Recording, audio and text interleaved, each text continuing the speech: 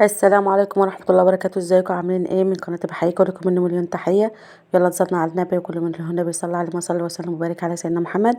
زي ما انتم شايفين كده احنا معانا سردين ومعانا فسيخ، والبسارية اللي انا عينتها ديت كل ده تخليلي طبعا، وانتم متابعيني وعارفيني ان انا بخلي الفسيخ وبخلي او بحدقهم الفسيخ والسردين والبسارية، وجبت بقى عليهم رنجة وهنعمل اكلة كده شم النسيم. بس لقيت الحاجة كتير بقى، قمت شايلة البسارية بصراحة حطيتها في الفريزر. طبعا انا محدقاهم وشلتهم بعملهم على قد الوجبة كده في الفريزر. جبت بقى كيلو رنجة وحطيت غليت مية كده، وحطيت الرنجة في المية. انا مش هشوحها لان لما بعملها عصاجة بتحدق بصراحة، فانا مش عايزاها تحدق. حطيتها في المية المغلية كده عشان القشر زي ما وريتكم كده بتقوم فكه منها وطالعه. طيب حطيت الفسيخ والسردين كده ليه؟ ان انا لسه مطلعاهم من الفريزر ان هم يفكوا، عشان اعرف برضو انضفهم نعمل اكلتنا كده. بقى كنت خليت الرنجة شلت القشر خالص وقطعتها زي ما انتم شايفين كده، وهنشوف هنعمل فيها ايه. ونضفت الفسيخ اهو من بره، شلت القشر وفتحت البطن طلعتها. وبرضو هعمل مخلي او هعمل سلطه فسيخ وهعمل سلطه رنجة، وهحط رنجة كده بالزيت والليمون، وسردين بالزيت والليمون، وفسيخ بالزيت والليمون برضو. هنعمل سلطه الطحينه.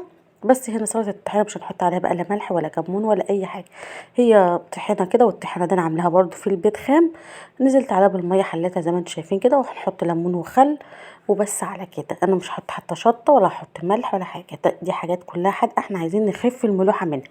حطيت الطحينه زي ما انتم شايفين كده وفكيتها بالميه لحد ما وصلنا للقوام السائل ده، اللي تبقى صوص كده. وحطيت عليها زيت وحطيت عليها ليمون وخل وبس على كده. مش هنحط باكد لا ملح ولا شطه، ما بحب، او اللي عايز يحط يحط، بس انا مش عايزه مش هحط. او هنا في الحاجات الحادقه ما يستحسنش، يعني طريقتي كده بصراحه ان ما يستحسنش ان نحط ملح وشطه. كده هاخد بقى جزء من الرنجه هعمله بالطحينه، وجزء هسيبه بالزيت والليمون، اللي ياكل كده واللي ياكل كده. هقطع بقى اللي هعملها سلطة رنجة كده. هحط عليها صوص الطحينة ده او سلطة الطحينة، وهقطع فلفل الوان واخضر، وكفاية على كده. الطماطم هسيبها اختيارية على الحرف كده وهزين بيها وخلاص. ممكن نحط مع الفلفل قطع طماطم مع الرنجة، لكن انا مش هحطها على الرنجة عشان ما نحسش بالزفارة. وهنحط الطماطم على الجناب كده للي عايز ياكل. هحط بقى فلفل احمر وفلفل اخضر وهقلبهم مع صوص الطحينه وخلاص على كده.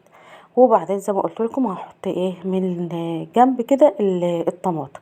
كده خلصت سلطه الطحينه، وسبت اللي هي الرنجه، ورنجه نصها هعمله بزيت وليمون. ده الفسيخ بقى هخليه برضو حبه زي ما انتم شايفين كده. زي ما عملت الرنجه سلطه هعمل سلطه فسيخ او فسيخ بالطحينه، هخليه خالص زي ما انتم شايفين كده بيتخلي معايا ويطلع في صوص اهو.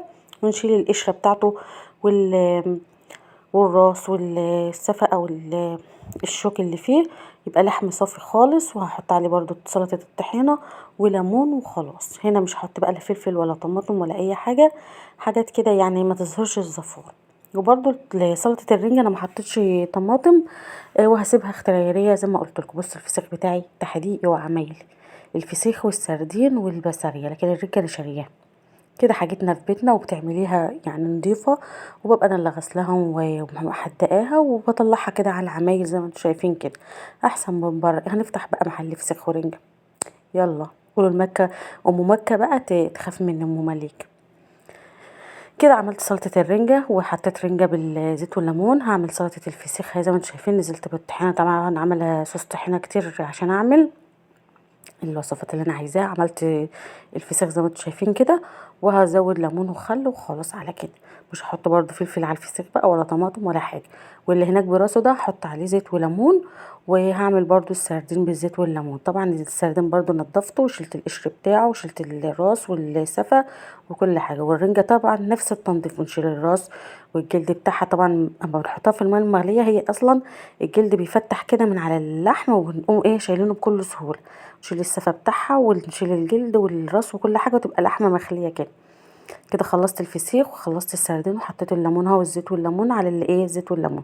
وهحط بقى شرايح ليمون كده، وهحط شرايح الطماطم مع سلطة الرنجة. وكده اكلتنا خلصت. وكل سنة وانتم طيبين وكل شم من نسيم وانتم بخير. وتعيشوا وتعملوا، يا ريت تعملوا فسيخكم وسردينكم في البيت.